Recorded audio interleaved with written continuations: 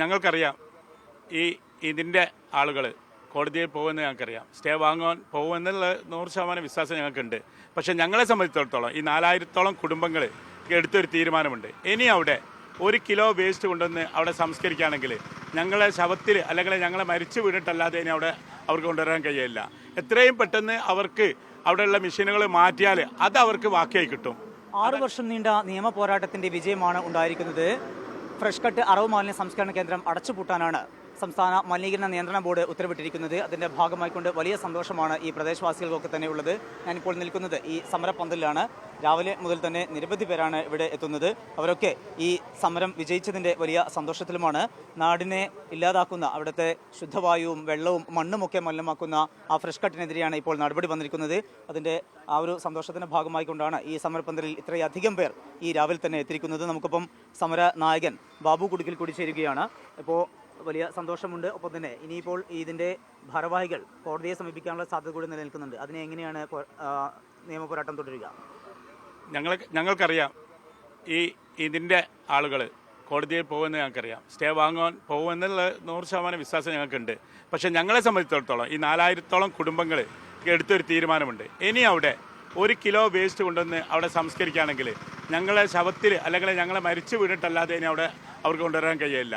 എത്രയും പെട്ടെന്ന് അവർക്ക് അവിടെയുള്ള മെഷീനുകൾ മാറ്റിയാൽ അത് അവർക്ക് ബാക്കിയായി കിട്ടും. അതല്ലെങ്കിൽ ആ മെഷീനുകളോ ബാക്കിയുള്ള സാധനമൊക്കെ ഈ സമരസമിതിയുടെ നേതൃത്വത്തിൽ അത് അറബിക്കടലിൽ വലിച്ചെറിയുന്ന ചെയ്യും. ഞങ്ങളെ സംബന്ധിച്ച് ജീവിക്കാനുള്ള അവകാശമാണ്, ശുദ്ധവായുവിനും ശുദ്ധജലത്തിനും വേണ്ടിയുള്ള അവകാശമാണ്, ഞങ്ങളുടെ റൈറ്റാണത്. ആ റൈറ്റിന് വേണ്ടിയാണ് ഞങ്ങൾ ഇത്രയും കാലം സമരം ചെയ്തത്. ഇനിയും മുന്നോട്ട് അവരിങ്ങനെ മുന്നോട്ട് തുടരുകയാണെങ്കിൽ ഞങ്ങൾ മരിച്ചു വീണിട്ടല്ലാതെ എനിക്ക് അവർക്ക് പ്ലാന്റ് പ്രവർത്തിക്കാൻ കഴിയില്ല.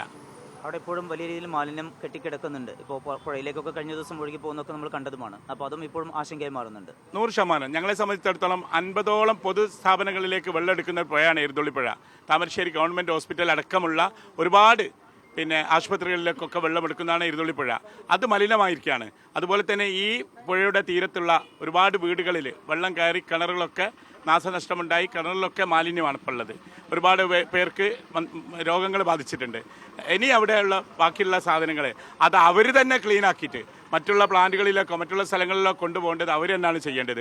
അതിന് നേതൃത്വം നൽകേണ്ടത് പൊല്യൂഷൻ കൺട്രോൾ ബോർഡാണ്, അതുപോലെ തന്നെ ശുചിത്വ മിഷനാണ്, അതുപോലെ തന്നെ ജില്ലാ ഭരണകൂടമാണ്, അവർ കട്ടിപ്പാറ പഞ്ചായത്താണ്. കട്ടിപ്പാറ പഞ്ചായത്ത് സെക്രട്ടറിയെ സംബന്ധിച്ചിടത്തോളം അയാൾ അവിടുത്തെ ഒരു പാർട്ണറായിട്ടാണ് ഞങ്ങൾക്ക് മനസ്സിലാകുന്നത്. അത് ഇനി മുന്നോട്ട് നടത്താൻ ഞങ്ങൾ എന്തായാലും സമ്മതിക്കില്ല. ഏതായാലും ഈ നിയമ പോരാട്ടം ഇതിൻ്റെ ഉടമകൾ തുടരുകയാണ് എങ്കിൽ അതിനെതിരെ കോടതിയെ സമീപിക്കാൻ തന്നെയാണ് സമര സമിതിയുടെ തീരുമാനം. ഒപ്പം തന്നെ അവിടെയുള്ള മാലിന്യ സംസ്കരണവുമായി ബന്ധപ്പെട്ട് കൂടുതൽ നടപടികൾ ഉണ്ടാവേണ്ടതുണ്ട്. അതിന് ബന്ധപ്പെട്ടവരുടെ ശ്രദ്ധ ഉണ്ടാകണം എന്നുള്ള ആവശ്യം കൂടി ഇവർ മുന്നോട്ട് വയ്ക്കുന്നുണ്ട്. ഇവർ ഈ പുഴയിലേക്ക് മാലിന്യം ഒഴുക്കിയതാണ് ഈ കാണുന്ന ചിത്രങ്ങൾ. ഇതല്ല, ഇത് നേരിട്ട് വന്നു കഴിഞ്ഞ് കട്ടിപ്പാറ സെക്രട്ടറി കണ്ടിട്ട് ഇതിനെതിരെ റിപ്പോർട്ട് കൊടുക്കാൻ തയ്യാറായിട്ടില്ല. ഇനിയും ഈ നാട് ഈ ദുരന്തം അനുഭവിച്ചുകൊണ്ടേയിരിക്കും. കാരണം അതിൻ്റെ പല ഭാഗങ്ങൾ ആ പ്ലാന്റിനോടനുബന്ധിച്ചുള്ള പല സ്ഥലങ്ങളിലും ഏക്കർ കണക്കിന് സ്ഥലങ്ങളിൽ ഇവർ മാലിന്യം കുഴിച്ചു മൂടിയിട്ടുണ്ട്. അതുപോലെ തന്നെ ഇപ്പോൾ ആ പ്ലാന്റ് പ്രവർത്തിക്കുന്ന കെട്ടിടം ഉണ്ടാക്കുന്ന സമയത്ത് തന്നെ അവർ അതിൻ്റെ അടിയിലുള്ളൊരു വലിയ കുളം ഉണ്ടായിരുന്നു. ആ കുളം ഒരു ടാങ്കാക്കി മാറ്റിയിട്ട് ആ ടാങ്കിൽ നിന്ന് 12 ഇഞ്ചും 14 ഇഞ്ചും വ്യാസമുള്ള പൈപ്പ് പുറത്തേക്ക് ഇട്ടിട്ടുണ്ട്. അതിലൊരു പൈപ്പ് മാത്രമാണ് ഞങ്ങൾ കണ്ടുപിടിച്ചത്. ബാക്കിയൊക്കെ ഉള്ളത് അവിടെ കാട് മൂടിയിട്ട് അങ്ങോട്ട് പോകാൻ പറ്റില്ല. അതുകൊണ്ടായി ഞാൻ കണ്ടെത്താൻ കഴിഞ്ഞിട്ടില്ല. അപ്പോൾ ആ ടാങ്കിൽ ഈ മാലിന്യം സൂക്ഷിച്ചിട്ട് ഇത് നിറയുന്ന സമയത്ത് ഇതൊരു പുഴയിലേക്ക് ഒഴുക്കുകയാണ്. അപ്പോൾ ആ മാലിന്യം അതുകൂടെ കണ്ടെത്തിയിട്ട് അവിടെ നിന്ന് റിമൂവ് ചെയ്തിട്ട് കൊണ്ടുപോകാൻ ഈ PCBിനോട് ഞങ്ങൾ ആവശ്യപ്പെടും. അതുപോലെ തന്നെ ഇനി മുന്നോട്ട് ഞങ്ങൾക്ക് ഇവിടെ ജീവിക്കണമെങ്കിൽ ആ മാലിന്യ പ്ലാന്റും ആ പ്ലാന്റ് വരുത്തിയിട്ടുള്ള പുറത്ത് വരുത്തിയിട്ടുള്ള മാലിന്യം മുഴുവനും അവിടുന്ന് വാരി കൊണ്ടുപോകുന്ന സ്ഥിതിയിലേക്ക് പോയാൽ മാത്രമേ ഭാവിയിൽ ഞങ്ങൾക്ക് ഇവിടെ ജീവിക്കാൻ കഴിയുള്ളൂ.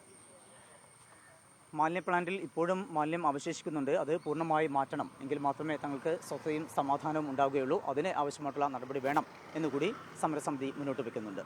നിഖിലിനൊപ്പം താമരശ്ശേരിയിൽ നിന്ന് സമീർ സി മുഹമ്മദ്, മീഡിയ 1.